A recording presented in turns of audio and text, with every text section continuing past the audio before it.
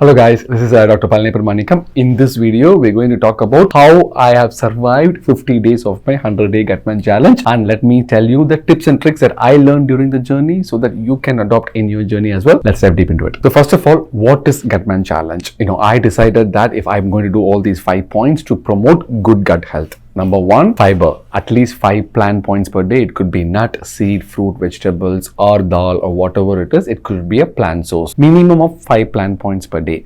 Number 2, avoiding ultra-processed foods. Number 3, 1 hour of daily workout, including active recovery. Let's say that you are lifting weights today. The next day, if you want to take rest, it has to be an active recovery, like walking, like jogging or swimming or something like that, because exercise produces short chain fatty acids in the gut, and that promotes good gut health.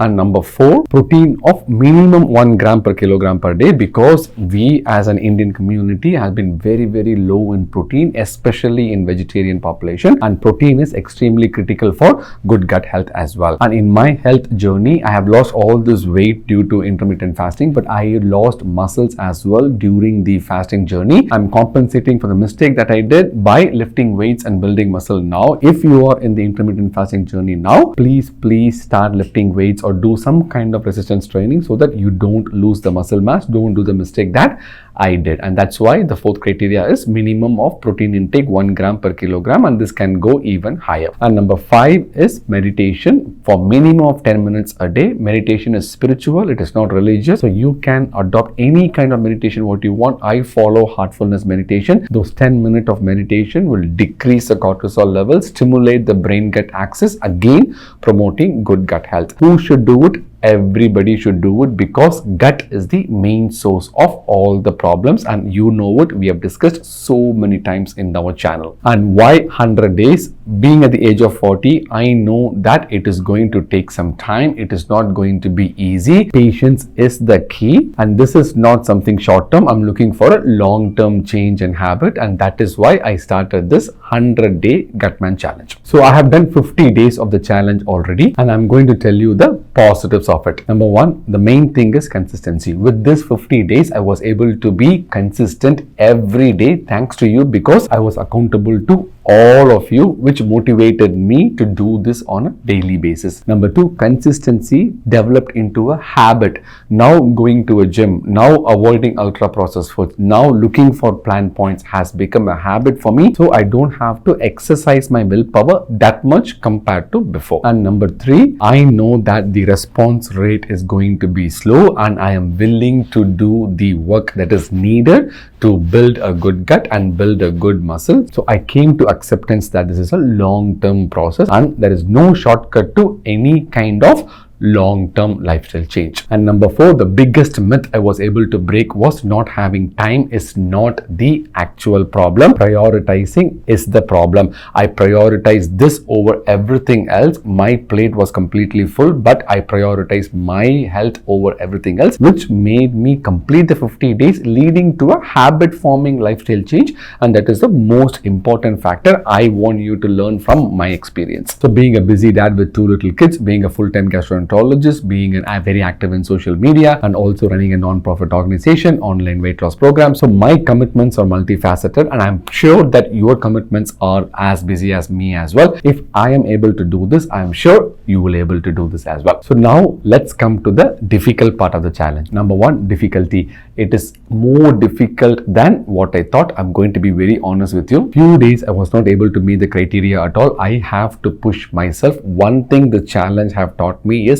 planning, pre-planning the meals, planning my schedule, even 15 minutes, 30 minutes, or even stealing 5 minutes from a day to do a meditation. All this happened only because of the challenge. In the first 10 to 20 days, I really thought, why did I sign up for the challenge? It is absolutely a nonsensical decision to do. And the one good thing that happened was I followed through just because of the accountability, and my breaking point was around 48 days. After day 48, I could see many people telling me that, oh, I'm seeing some changes, not significant, but definitely much leaner than before. And I showed you my DEXA scan results. I gained 3 pounds of muscle mass. Gaining 3 pounds of muscle mass at the age of 40 is not a joke. And number 2, the biggest problem for me was travel. I traveled a lot for my Medcom shows, for my talks, which disturbed my circadian rhythm a lot. I was not able to sleep properly. I was not able to take rest properly, and hence my results and my gains were significantly less. This underscores how important good quality sleep is. We keep talking about good quality sleep of minimum 7 hours a day. Sometimes I was not able to do that because of my busy schedule, and this can be resonated among all busy professionals, including medical doctors who spend time during their night calls. And during these 50 days, I was on call as well, which interfered with my sleeping habits because I was being woken up by the nursing staff, by the emergency staff overnight because I was on call for the hospital.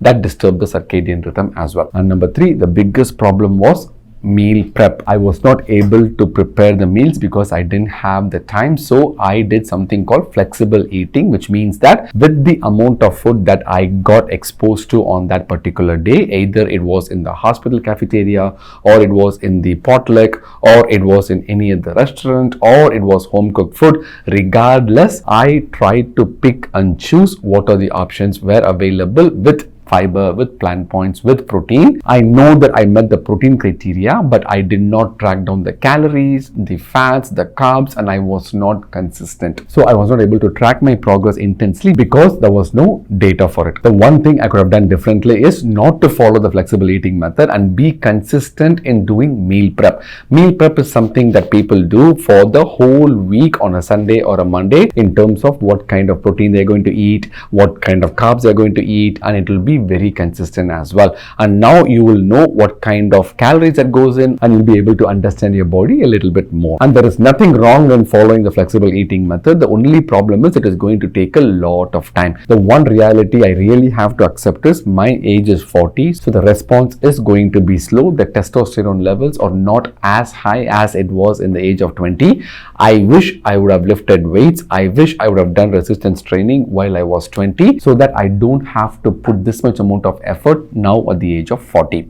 And it is very evident on my DEXA scan results. For the amount of effort that I put in, the response rate is significantly low, and with the busy lifestyle and lack of sleep is not helping the overall outcome. So there is no right or wrong answer. If you're okay with having slower results, but if this flexible eating method is working for you, so I think it is okay to continue this, provided this is ideal for your environment. So for the next 50 days, I am going to actually be very consistent on my diet, calculate the macros, make sure that I hit the criteria every day so that I can monitor my progress accordingly. One thing that I really changed is my confidence level. Even though the muscular change is not visible, I could feel it. I'm feeling more stronger because I was able to lift only 10 pounds, 15 pounds before. Now I'm able to lift 25 pounds. The mere fact that the weight of the dumbbell increased my confidence a lot. Now I can proudly say that I am addicted to lifting weights, which is a wonderful thing for me, and I'm hoping that this happens to every one of you as well. More importantly, I did have a trainer to teach me how to do. If you know how to do these exercises already by yourself, it is well and good, but if you don't know, it is absolutely critical that you know the correct way to lift weights, because there was a high possibility of injury if I wouldn't have taken any guidance from the trainer. And the last significant challenge was planning the day, finding the time to do all these things, and this is the most difficult task I'm still trying hard to negotiate. Now before going to bed, I plan the next day in terms of what I should eat, when I'm going to work out, what time I'm going to come home, when should I stop working in the hospital so that I can catch up on the stuff later. Sticking to the timeline has been extremely critical because 24 hours run so fast. Unless you are very mindful of the time, it is very difficult to prioritize all this criteria into your day. And lastly, I'm so thankful for all the supporters. You guys have been wonderful.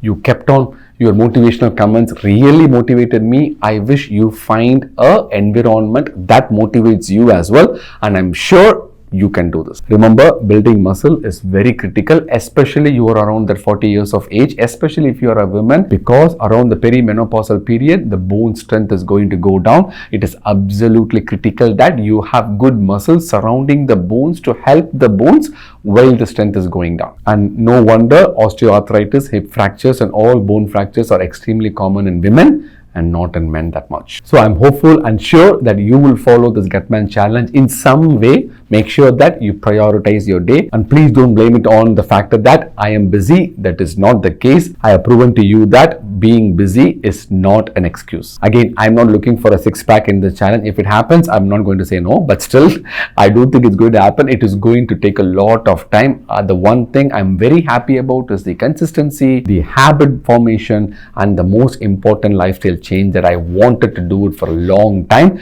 We still have 50 more days to go. I'm going to be even more strict on this criteria and see whether that changes anything in my body physique. More importantly, my mental thinking, and days where I don't travel, my sleep quality has been excellent, and I'm extremely thankful for the challenge and for you. Remember, if I can do it, you can do it as well. Please write down in the comment section in terms of what you have been doing, what you want me to do in the remaining 50 days.